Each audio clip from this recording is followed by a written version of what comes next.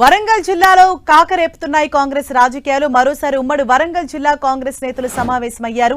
MLA Nayani Rajender Reddy camp ఆఫీసులో భేటీ అయ్యారు. అయితే ఈ భేటీకి ఎమ్మెల్యేలు, ఎమ్మెల్సీలు, డీసీసీ ప్రెసిడెంట్ హాజరయ్యారు. క్రమశిక్షణ కమిటీకి కొండా మురళి ఇచ్చిన లేఖపై ప్రధానంగా ఈ భేటీలో వారు చర్చిస్తున్నట్లుగా సమాచారం. వరంగల్ జిల్లాలో కాంగ్రెస్ రాజకీయాలు కాకరేపుతున్నాయి. మరోసారి ఉమ్మడి వరంగల్ జిల్లా కాంగ్రెస్ నేతలు సమావేశమయ్యారు.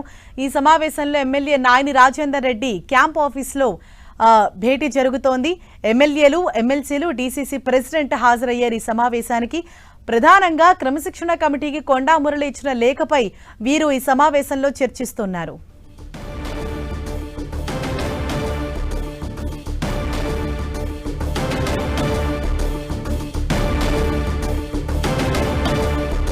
వరంగల్ జిల్లాలో కాంగ్రెస్ రాజకీయాలు కాకరేపుతున్నాయి. గత కొద్ది రోజులుగా మనం చూస్తున్నాము. అంటే సొంత పార్టీలోని నేతల మధ్య పరస్పరంగా విభేదాలన్నవి తరచూ తలెత్తుతున్నాయి. ఒకరిపైన ఒకరు ఆరోపణలు, ప్రత్యారోపణలతో వరంగల్ కాంగ్రెస్ రాజకీయాలు వేడెక్కుతున్నాయి. ఈ నేపథ్యంలో ఎమ్మెల్యే నాయని రాజేందర్ రెడ్డి క్యాంప్ ఆఫీసులో నేతలు భేటీ అయ్యారు. ఎమ్మెల్యేలు, ఎమ్మెల్సీలు, డీసీసీ ప్రెసిడెంట్ ఈ సమావేశానికి హాజరయ్యారు. ఇక్కడ ప్రధానంగా ఏదైతే క్రమశిక్షణ కమిటీకి కొండా మురళి ఒక లేఖ రాశారు, ఆ లేఖపైనే ఇందులో వీరు చర్చిస్తున్నట్లుగా సమాచారం అందుతోంది. దీంతో మరోసారి ఉమ్మడి వరంగల్ జిల్లా కాంగ్రెస్ నేతల రాజకీయం అన్నది మరోసారి వేడెక్కింది. అధికార కాంగ్రెస్ ను వరంగల్ పాలిటిక్స్ షేక్ చేస్తున్నాయి. మరిన్ని డీటెయిల్స్ అందించేందుకు మా ప్రతినిధి కుమారస్వామి మనకు అందుబాటులో ఉన్నారు. కుమారస్వామి, ఎస్ హరీష, అధికార కాంగ్రెస్ పార్టీ లోపల వరంగల్ రాజకీయాలు కాకరేపుతున్నటువంటి సిచ్యువేషన్ ఉంది. మంత్రి కొండా సురేఖ, ఆమె భర్త కొండా మురళి వర్సెస్ జిల్లాకు సంబంధించినటువంటి ఎమ్మెల్యేలుగా మారినటువంటి సిచ్యువేషన్ ఉంది. గత కొన్ని రోజులుగా వివాదం ముదిరి చినికి గాలివానగా మారినటువంటి పరిస్థితి. ఒకవైపు ఇప్పటికే కాంగ్రెస్ పార్టీ రంగంలోకి దిగింది, అధిష్టానం రంగంలోకి దిగింది, పీసీసీ రంగంలోకి దిగి మొత్తం ఇష్యూను మొత్తం కూడా సెటిల్ చేసేటువంటి ప్రయత్నం చేస్తున్నప్పటికీ కూడా ఒకవైపు కాంగ్రెస్ వ్యవహారాల ఇన్ఛార్జి మీనాక్షి నటరాజన్తో సహా పీసీసీ అధ్యక్షుడు ఈ విషయం మీద చాలా సీరియస్గా చర్చించారు. ఒకవైపు కొండా మురళి వ్యాఖ్యలపైన, అదేవిధంగా ఎమ్మెల్యేల వైఖరిపైన తీవ్రంగా చర్చించి ఇది క్రమశిక్షణా సంఘంకు సంబంధించినటువంటి ఈ బాల్ని క్రమశిక్షణా సంఘంకు సంబంధించిన కోర్టులోకి చేర్చారు. మల్లు రవికి నిన్న మాజీ ఎమ్మెల్సీగా ఉన్నటువంటి కొండా మురళి సుదీర్ఘమైనటువంటి లేఖను, సుదీర్ఘమైనటువంటి వివరణను ఇచ్చిన తర్వాత ఈ సమస్య అంతా కూడా సద్దుమరుగుతుంది.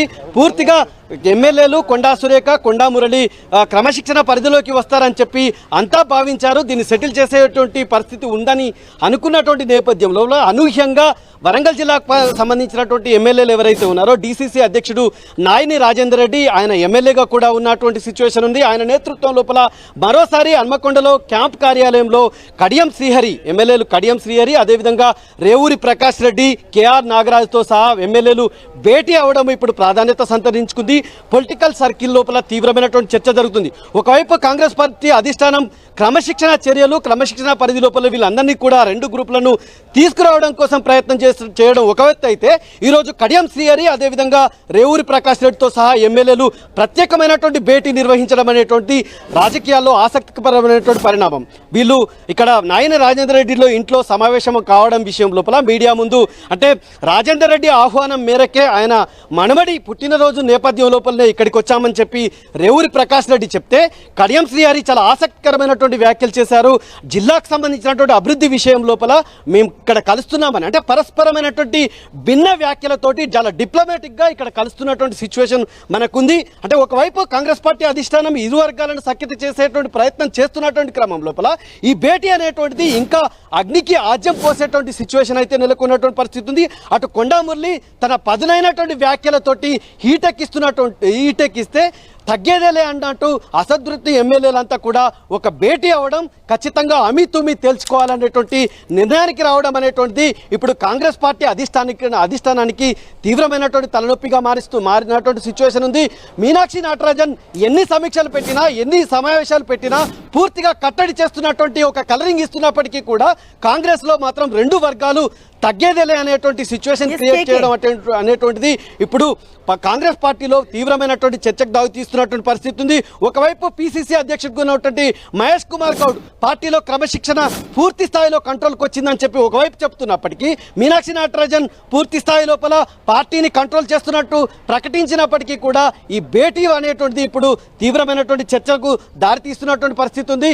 కొండా మురళి నిన్న ఇచ్చినటువంటి లేఖ, సుదీర్ఘమైనటువంటి లేఖ ఏదైతే ఉందో ఆ లేఖ పైన పూర్తి అంశాలను చర్చించేందుకు అటు కడియం శ్రీహరి, అదేవిధంగా రేవూరి ప్రకాష్ రెడ్డి, కేఆర్ నాగరాజు, డిసిసి అధ్యక్షురాలుగా ఉన్నటువంటి ఎర్రబెల్లి స్వర్ణ, ఎమ్మెల్సీ బసవరాజ్ సారయ్య వీళ్ళంతా కూడా నాయని రాజేందర్ రెడ్డి తోటి ప్రత్యేకంగా సమావేశం జరిగింది.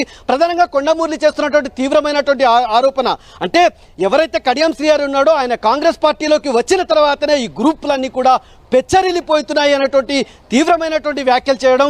ఇన్ని రోజులు కడియం శ్రీహరి ఎక్కడ కూడా బాహటంగా బయటపడినప్పటికీ కూడా ఈరోజు ఈ భేటీలో చాలా కీలకంగా ఆయన వ్యవహరించారు.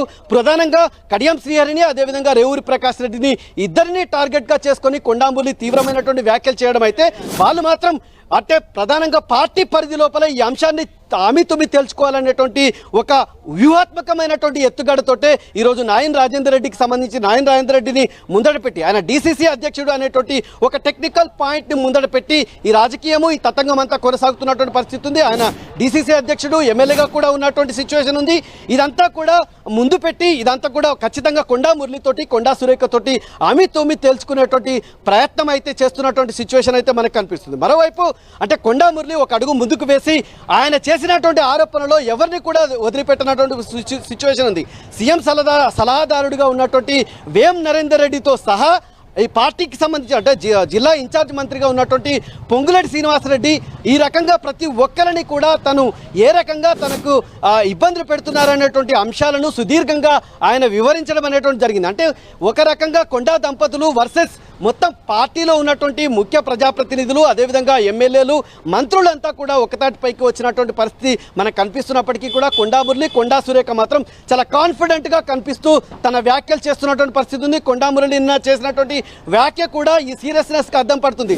నన్ను రెచ్చగొట్టద్దు అనేటువంటి తీవ్రమైనటువంటి వ్యాఖ్యలు ఏదైతే పొంగులేటి శ్రీనివాసరెడ్డి వ్యవహారం మీద ఆయన చేశారో అది ఇప్పుడు ఈ భేటీ అనేటువంటిది ఇప్పుడు ఏదైతే ఉందో ఆ భేటీ అంటే సహజంగా అధిష్టానం కావచ్చు, ప్రభుత్వం అంటే ముఖ్యమంత్రి రేవంత్ రెడ్డి కొంత గైడ్ చేస్తే ఆగాల్సినటువంటి అసంతృప్తి అనేటువంటిది ఈరోజు ఈ భేటీ అనేటువంటిది అగ్నికి ఆజ్యం పోసినటువంటి సిచ్యువేషన్ కొనసాగుతుందని మనం చెప్పవచ్చు. ఇప్పటికే మొత్తం జిల్లాలో ఉన్నటువంటి ఎమ్మెల్యేలు ఎవరైతే ఉన్నారో, ప్రధానంగా అసంతృప్త ఎమ్మెల్యేలు ఎవరైతే ఉన్నారో వాళ్ళు ఈ భేటీ చేయడం, చాలా డిప్లొమాటిక్ మీటింగ్ అనేటువంటిది పెట్టుకోవడం అనేటువంటిది ఇక్కడ జరుగుతుంది.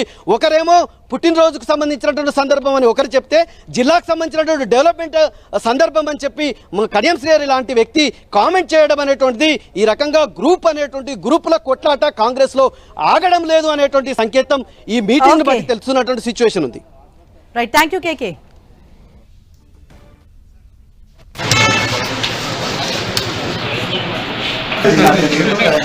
హన్మకొండ జిల్లా కాంగ్రెస్ అధ్యక్షుడు ఎమ్మెల్యే నాయన్ రాజేందర్ రెడ్డి క్యాంప్ కార్యాలయం చేరుకుంటున్నారు.